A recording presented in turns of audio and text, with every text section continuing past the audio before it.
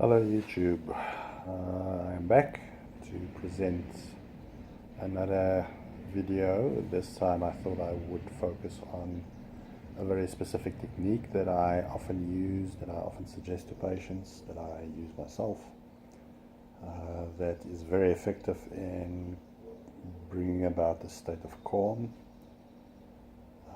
So before I get into the technique, which is a breathing technique, maybe just to say a little something about the notion of stress. Stress is really another word for anxiety, but it was brought under sort of more public or into public awareness a little bit more by a guy, a physician by the name of Hans Saleh. I don't know what his specialty was. But he described what later on would become known as the Saleh syndrome or the stress syndrome, wherein he described all the physiological changes or adaptations that would happen whenever an organism, or a human organism at least, was under stress, hence the name stress.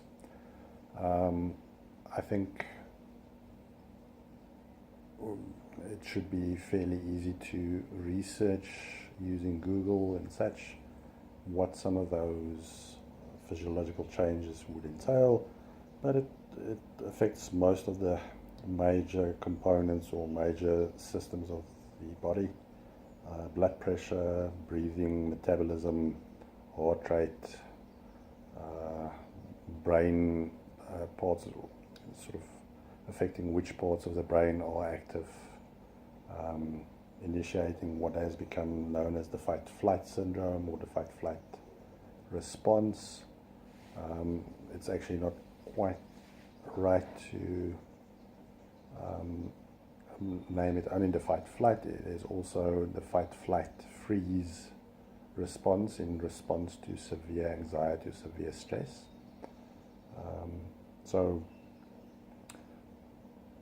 he described how the body responds to stress.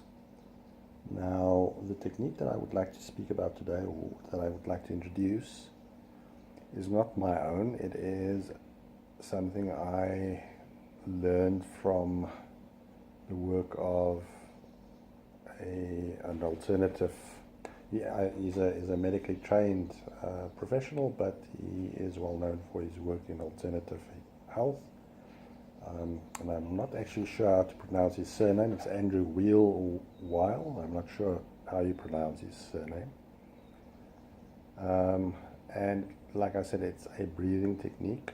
Now, breathing has a remarkable ability to affect the body, and in response to that effect, to also then affect the mind and, of course, emotions.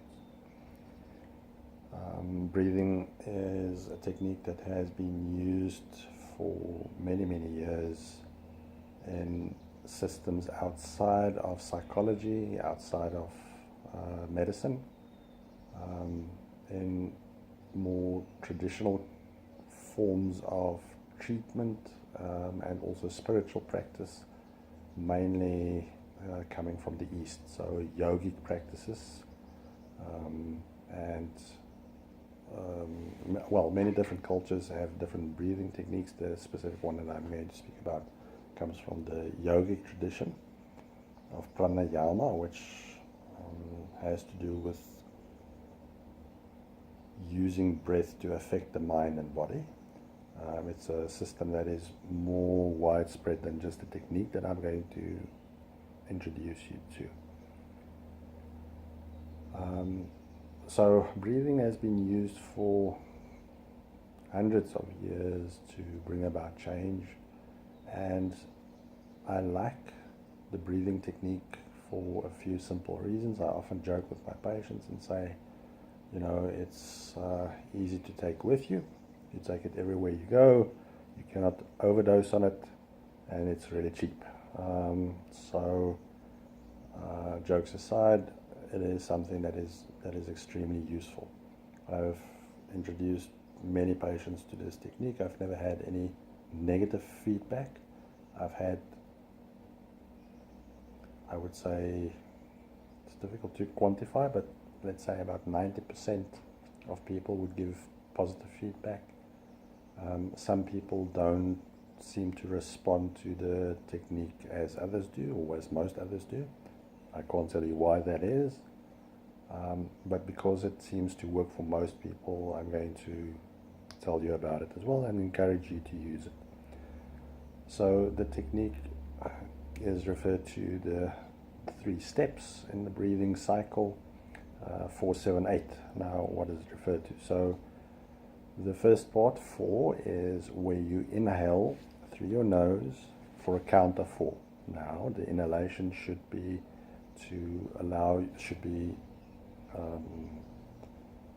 a comfortable filling of the lungs, starting from your tummy. So trying to breathe into your tummy first, allowing your tummy and then your chest and shoulders to also fill.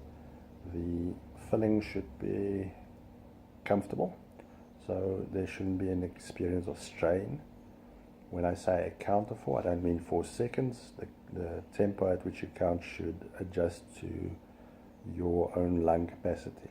So if you have a very sort of large lung capacity, your count would be quite slow, and if you have a more limited lung capacity, you will count a little bit faster. Then, so inhalation for a count of 4 through your nose, then you hold your breath for a count of 7. Now, the subjective experience of that is usually that it is a little bit strenuous. You don't hold your breath for so long that it becomes anxiety-provoking in and of itself, but it's a little bit strenuous.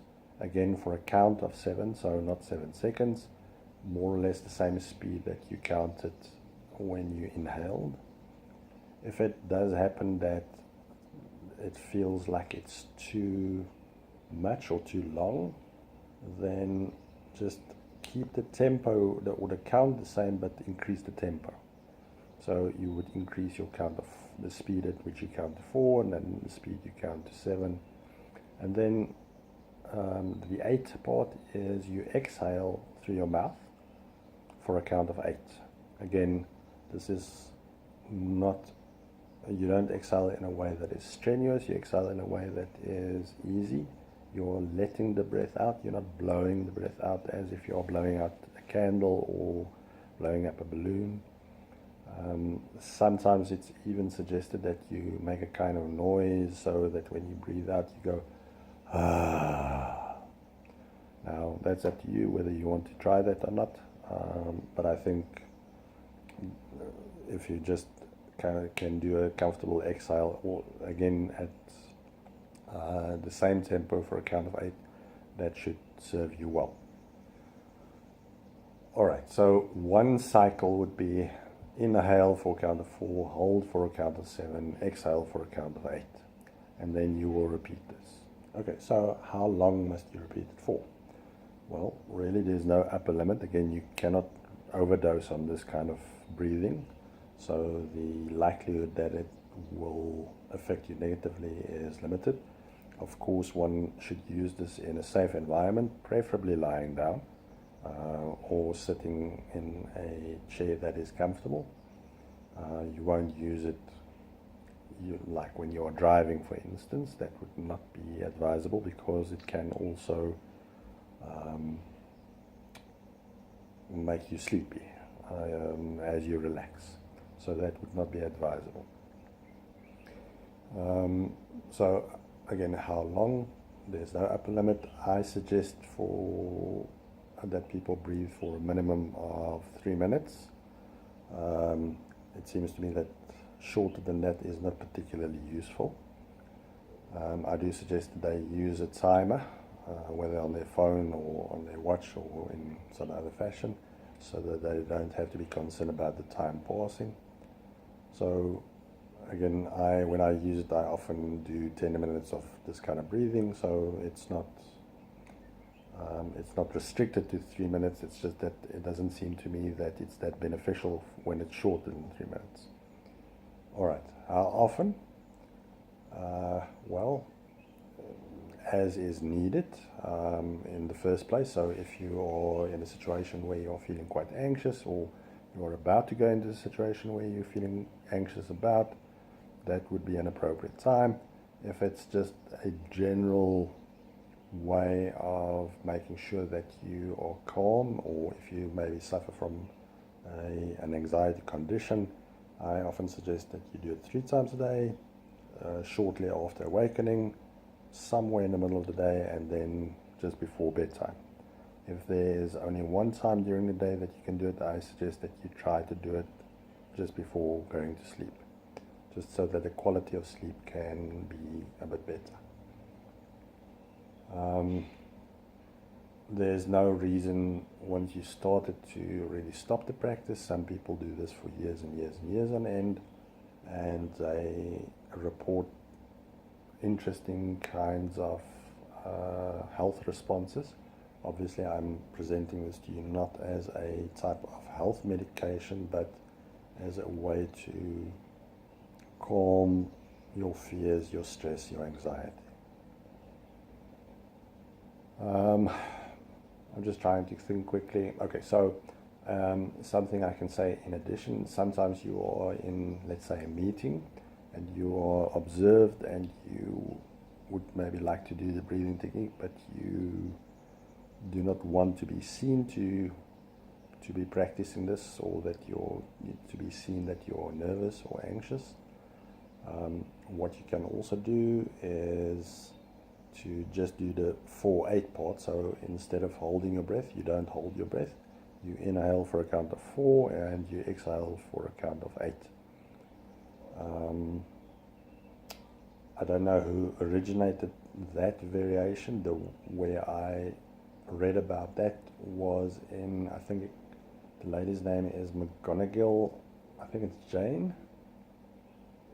I'm speaking under correction. The book is called Super Beta, which is an interesting read in and of itself. But you can then just do the shortened version, and it's much less observable. All right, I hope to, in this series, introduce you to different techniques. This is one of my favorites. I hope that you can use it. I hope that it serves you well, and that you can find that it relieves the anxiety that you might hold in your body, and then also free up your mind and your emotions. Thank you for watching. I hope you enjoyed it. Please feel free to leave comments or to subscribe to this channel, and I will speak to you again quite soon. Thank you very much for your time and attention.